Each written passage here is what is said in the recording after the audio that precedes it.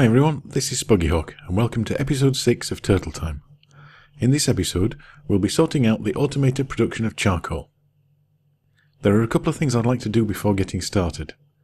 I want to find a desert and get some cactus, and I need to find some squid. This is to get some colours for dyes. Before going too far from home, it's probably a wise move to make a map so that I can find my way back. If you haven't used a map before, it's a good way to see your local environment and to find out which direction you're going. I made a bit of a mistake after creating this map and misread the top left corner as being desert. It was actually more forest, but by lucky coincidence there was a desert a little bit further north. We'll be making another disk in this episode, and it's going to store the charcoal related programs. New disks are always blue, so I'd like to dye it black to match its theme. At the same time, it would be nice to dye the Forester disk green. With this in mind, I'll quickly rush off and collect some squid ink, cactus, and a little more sugarcane.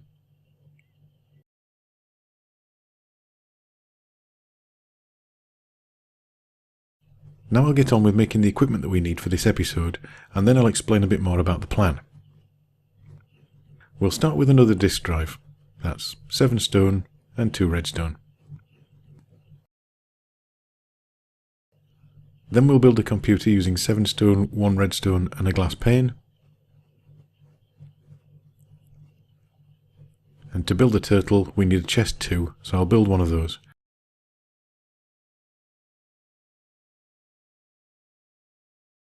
Then I'll make the turtle, from the chest, a computer and 7 iron ingots. And we have another turtle.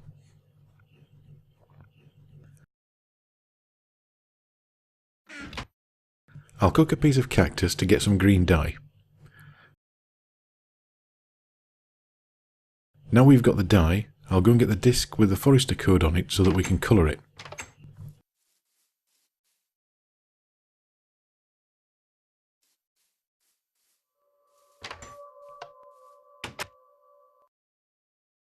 We're going to need another disc for the charcoal production code. Here you can see a potential problem. All discs start out blue and can be easily mixed up. Let's make the new one we've just made black. Then take the original disc and dye that green.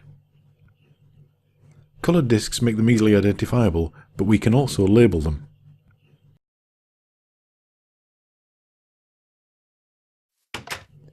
To label a disc, it needs to be in a disk drive next to a computer or turtle.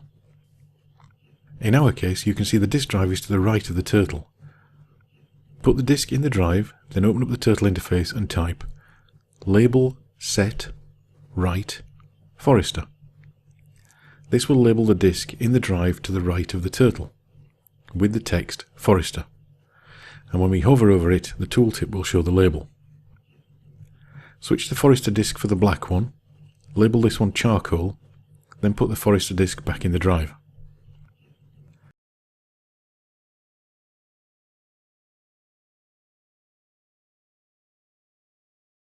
Now to build our charcoal manufacturing system. Let's start with a furnace. I'll place this one block up in the air so our turtle can get all the way around it. There are 3 slots in a furnace and we need to know how the turtle interacts with those slots. We can use one of the turtle's drop functions to put things into a furnace and use one of the suck functions to take things out. But how do we interact with the different slots? Just so we're clear on which slots I'm talking about, I'll refer to them like this. The input slot is the one that you put things in to cook. The output slot is the one that items end up in when they've been cooked. And the other slot is the fuel slot. To start with, we'll deal with putting things into the furnace. When a turtle sits underneath the furnace and uses the drop up function, the selected item goes into the fuel slot. When a turtle's at the side of a furnace and uses the drop function, the selected item goes into the fuel slot. Although this is the same thing twice, it seems reasonable because you can't put anything into the output slot manually either. When a turtle is above the furnace and uses the drop down function, the selected item goes into the input slot. Now, taking things out of the furnace. Using suck up when you're underneath takes out items out of the output slot. From the side, suck takes items from the fuel slot. And from above, suck down takes items out of the input slot. To build our charcoal system, we'll use two turtles. One will fetch logs from the forester and put it into the input slot. The other will collect charcoal from the output slot and store it in a chest. It will also use that charcoal to fuel itself and maintain the furnace too. Let's start with the transport of logs. If we place the disk drive on the ground behind the furnace, we can put the turtle on top so that it can access the files on the disk. Our other turtle will be able to start directly underneath the furnace and will also have access to the disk.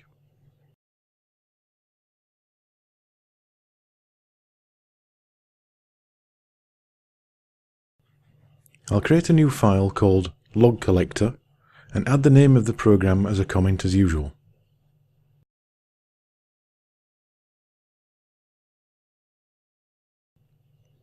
The behavior we need can be broken down into three functions, but we'll need the fuel checking function as we do with any turtle that we want to run continuously, so we'll add that first. This turtle doesn't have a long way to travel, or a lot of activities to do during one cycle, so 80 fuel units should be more than enough for now.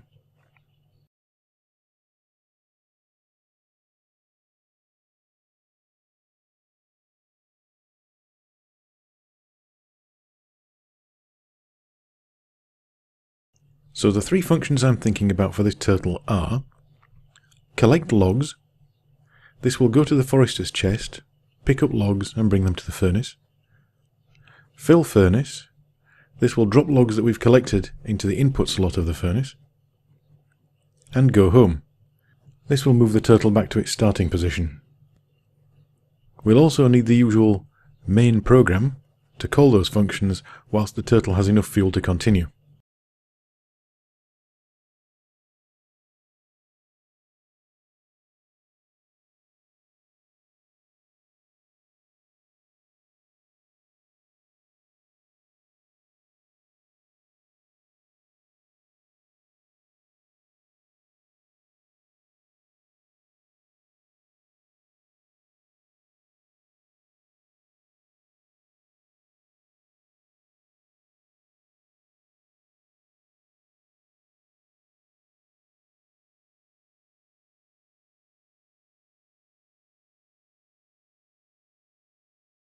The collect logs function will need to turn right, then move forward a number of spaces to draw level with the forester's chest.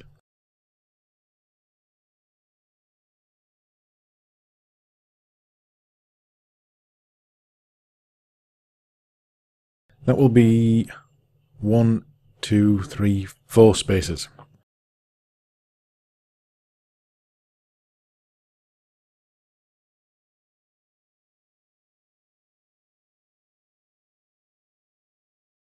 It will then turn to the left and move forwards so that it's directly over the chest.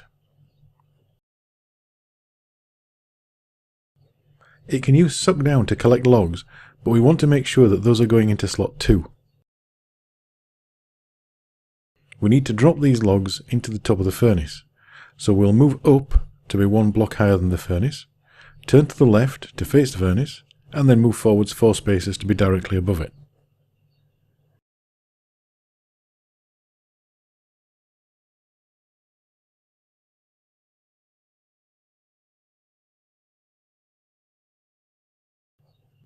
That's the collect logs function.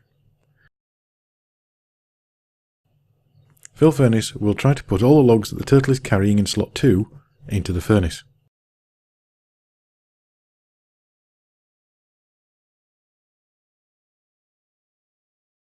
The go home function will then move the turtle back to its starting position by turning right, moving back 1 space, and then moving down.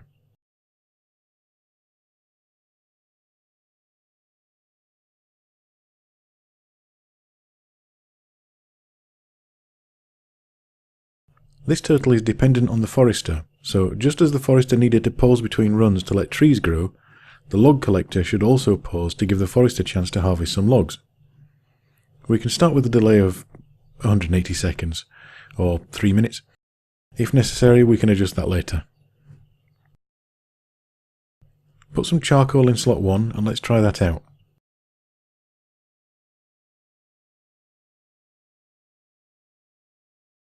The forester has been nice and busy, so there's almost 2 stacks of logs in the chest. The log collector will get the first stack and put that into the furnace. So far so good, but at the moment we're not cooking those logs.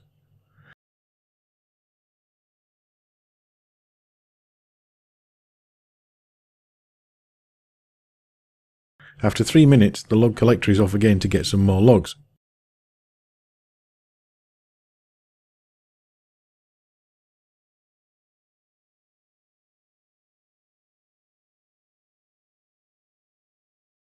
When it gets to the furnace, it tries to drop them, but it can't because there's no room. Luckily they don't spill out all over the floor. We don't want it to keep getting more and more logs from the forester when it can't put them into the furnace. To stop this happening, we can add a test.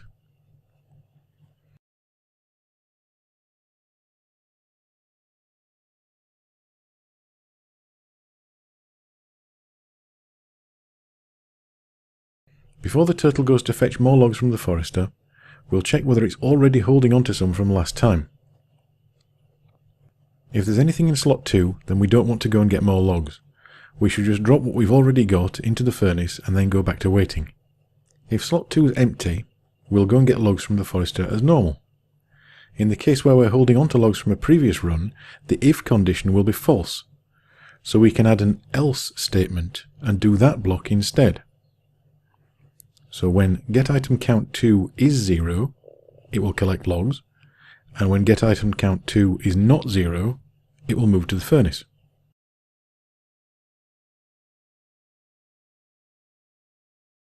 Let's create the new function moveToFurnace just after the collectLogs function.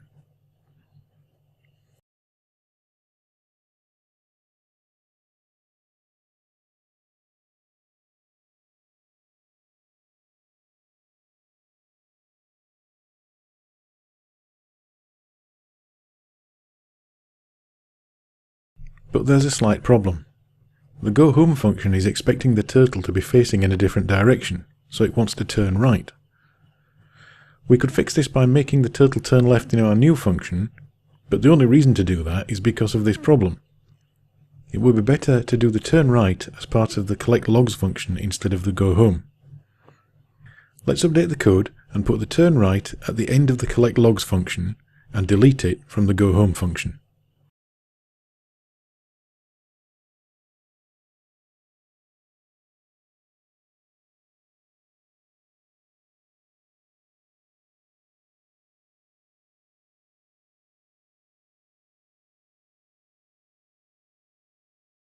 Let's try this out to see the new behaviour. As you can see, the turtle pops up to the top of the furnace, tries to drop some logs, but can't, so it goes back home again. So, we've got a reliable turtle to keep the furnace filled with logs to burn. Let's build another turtle and write a program for it so that it will keep the furnace fueled and take out any charcoal it produces.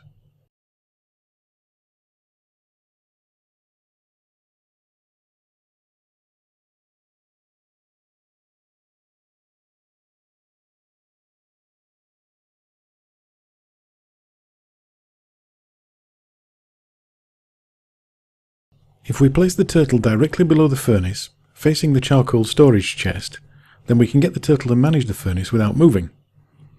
As we saw earlier, when a turtle is sitting below the furnace, it can use drop up to put items into the fuel slot, and suck up to pull items out of the output slot. It won't move, so this means we don't even need to provide fuel to the turtle. When it's sucked charcoal out of the furnace, we need to decide exactly what we're going to do with it. There are two destinations for that charcoal. First, we need to keep the furnace fueled. If it runs out of fuel, then it won't be making any more charcoal. Second, we need to put charcoal into the chest. The other turtles will be able to visit this chest to get more charcoal for themselves. We'll add that code later. Let's get started with the Stoker program.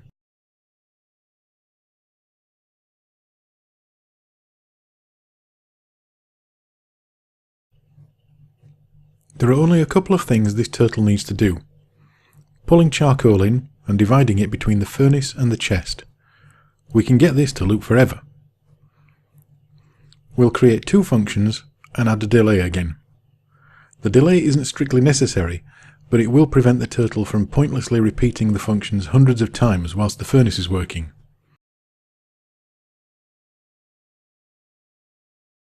One loop every 3 minutes sounds like a good start.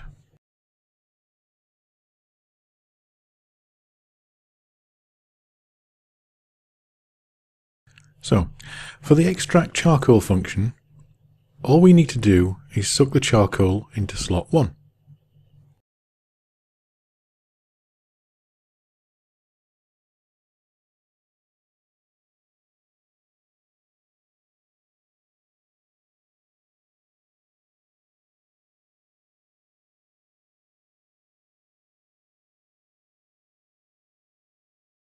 The store charcoal function should also make sure it's using slot 1. We can find out how much charcoal is in slot 1 using the getItemCount function. We'll store that value in a variable called charcoalAvailable. Unless it turns out to be a bad idea later, I think we should put half of what we get back into the furnace and the rest into the chest. Remember that the drop and suck functions let you specify how many items you want to move. In this case, we're trying to put half of the charcoal available into the furnace. If you don't specify an amount, the turtle will try to move everything in the slot, so we can use that to drop everything we have left into the chest.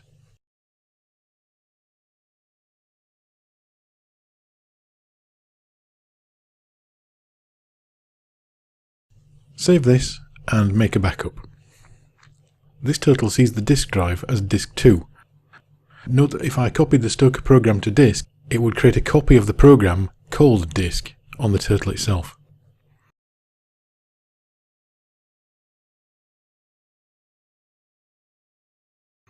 Execute the program and we'll see nothing of any particular interest.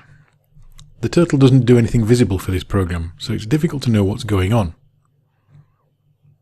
To give us a clue, let's get the turtle to display some simple information whilst it's running. Ctrl-T to terminate.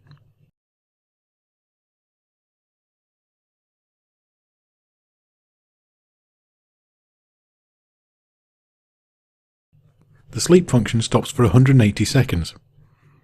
We could put that in a loop and sleep for 18 seconds 10 times. The delay ends up being the same, but gives us a chance to do something after every 18 seconds. In this case, we'll write a dot to the screen. Write works just like print, except it doesn't put a new line at the end of your text. That means the next thing you write will get added to the end of the current line. When we run it again, you can see the first dot that appears after the two functions have been called.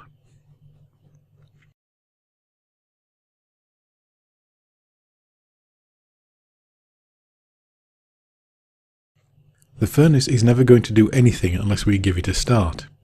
So add a single block of charcoal to it, and that will let it cook off 8 logs into charcoal.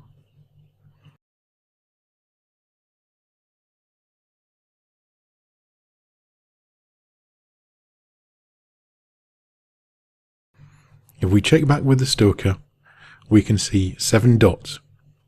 When it gets to 10, it should take the 8 charcoal out of the furnace, put 4 back in to fuel it, and then put the other 4 into the chest.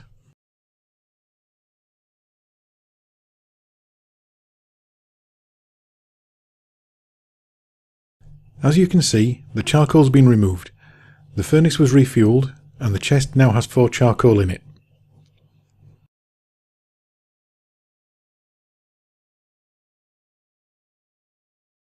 Let's add that progress bar output to the other turtles. Terminate the log collector if you've got it running. That one has the same 180-second delay, so we can use the same code as before.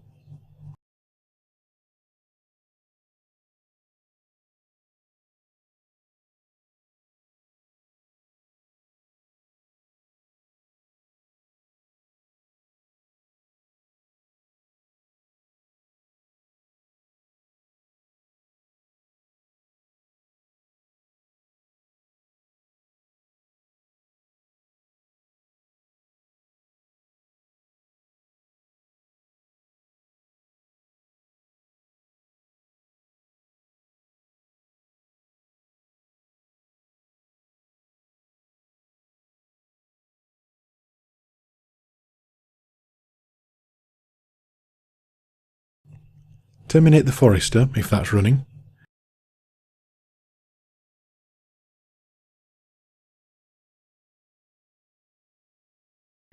The Forester has 2 delays. We just need to split those down into 10 separate steps each. We can also add some text to let us know what it's waiting for. So the first one is for sapling collection and is 12 seconds per step.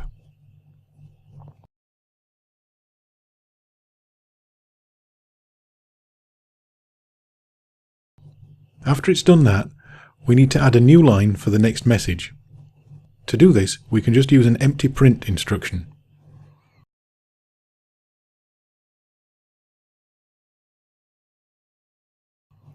The longer delay is for harvesting and is 48 seconds per step.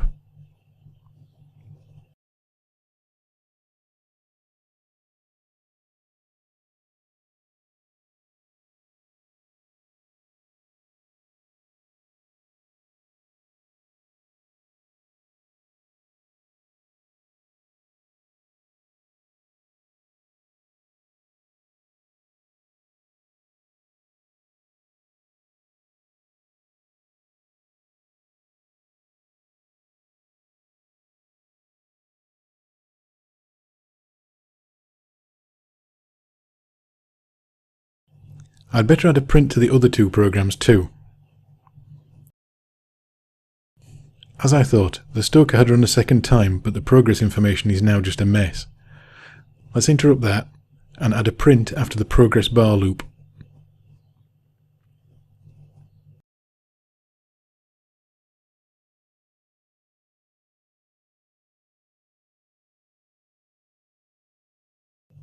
I'll interrupt the log collector too and do the same there.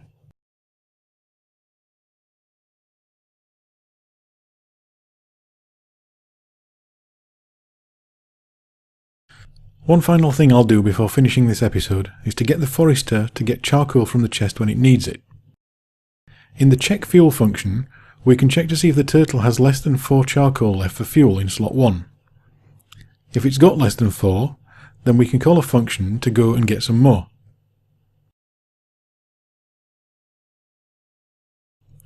The function that gets more charcoal should move the turtle to the charcoal supply chest and then try to get 32 charcoal from it. We want to end up with 32 charcoal, so we could just try suck 32, but if there isn't enough charcoal in the chest, then what should we do? Well, we could work out how much we've got and try again, but another solution is to simply repeat a suck command for 1 charcoal at a time until we've got 32. That way, if the chest empties before we've got all we need, we'll keep trying and rely on the stoker to top up the supply. After that, we need to go back to the starting position.